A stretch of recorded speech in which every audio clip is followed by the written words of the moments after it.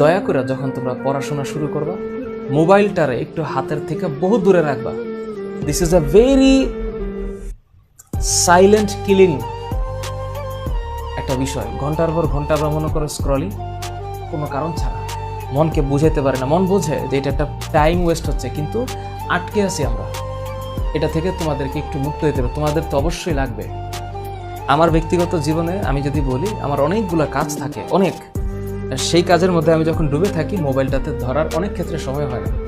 কিন্তু তোমরা যারা ক্লাস 9-এর বা 10-এর, তোমাদের তো সংসারের ভার এখনো মাথায় পড়ে নাই। যেদিন পড়বে,